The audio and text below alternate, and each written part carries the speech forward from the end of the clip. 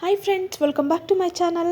ఈ వర్షాకాలంలో ఎంతో కమ్మగా ఘాటుగా ఉండే టమాటా రసం ఎలా తయారు చేసుకోవాలో ఈ వీడియోలో చూపిస్తాను. మనకి ఎప్పుడైనా జలుబు దగ్గు చేసినప్పుడు ఇలా టమాటా రసం చేసుకొని తిన్నామంటే చాలా రిలీఫ్గా ఉంటుంది. సో ఇప్పుడు దాన్ని ఎలా తయారు చేయాలో చూద్దాం.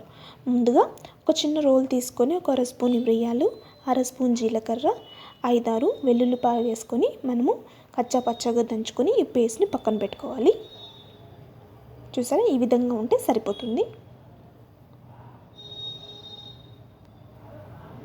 ఇప్పుడు ఇంకొక చిన్న బౌల్లో కొద్దిగా చింతపండుని మనము వాటర్ వేసుకొని బాగా వాష్ చేసుకొని నానబెట్టుకోవాలి. తర్వాత ఇలా బాగా రెడ్గా ఉన్న టమాటాలు తీసుకొని మనము కట్ చేసుకొని పెట్టుకోవాలి. అదేవిధంగా కొత్తిమీరను కూడా కట్ చేసుకొని సిద్ధం చేసుకోవాలి. ఇప్పుడు స్టవ్ వెలిగించుకొని ఒక చిన్న బౌల్ పెట్టుకొని అందులో ఒక 2 స్పూన్స్ దాకా ఆయిల్ వేసుకోవాలి. ఆయిల్ బాగా వేడెక్కిన తర్వాత జీలకర్ర, ఆవాలు, కొద్దిగా మెంతులు వేసుకోవాలి. అలాగే ఇంగువ వేసుకొని ఒకసారి బాగా కలుపుకోవాలి. ఇప్పుడు ఎండుమిరపకాయలు, తర్వాత కరివేపాకు వేసుకోవాలి.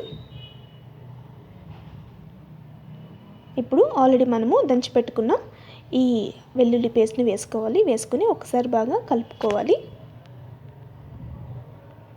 ఇప్పుడు మనము కట్ చేసుకున్న టమాటాను వేసుకోవాలి. టమాటాను వేసుకొని బాగా కలుపుకోవాలి. ఇప్పుడు రుచికి సరిపడినంత ఉప్పు, కొద్దిగా పసుపు వేసుకోవాలి. ఇప్పుడు మనము బాగా మిక్స్ చేసుకొని బాగా టమాటా మగ్గేంత వరకు ఉడికించుకోవాలి.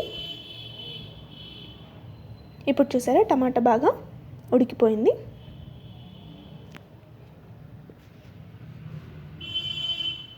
ఇప్పుడు మనము ఇందులో 1 స్పూన్ దాకా రసం పొడిని వేసుకోవాలి. రసం పొడి వేసుకొని ఒకసారి బాగా కలుపుకొని చింతపండు రసాన్ని వేసుకోవాలి.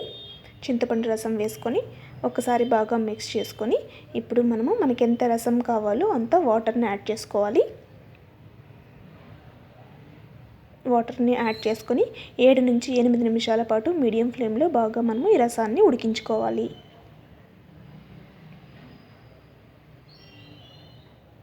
ఈ విధంగా మధ్యలో మనము కలుపుకుంటూ రసాన్ని ఉడికించుకోవాలి. కొద్దిగా బెల్లం వేయాలి. తర్వాత చివరగా కొత్తిమీర వేసుకోవాలి. కొత్తిమీర వేసుకొని ఒకసారి బాగా కలుపుకోవాలి. ఇప్పుడు స్టవ్ ఆఫ్ చేసుకుంటే ఎంతో టేస్టీగా, కమ్మగా, మంచి ఘాటుగా ఉండే టమాటా రసం రెడీ అవుతుంది. ఫ్రెండ్స్, ఎలా ఉంది ఈ వీడియో? మీకు నచ్చిందా? నచ్చినట్టయితే లైక్ చేసి, షేర్ చేసి, సబ్స్క్రైబ్ చేయడం మర్చిపోవద్దు. Thanks for watching.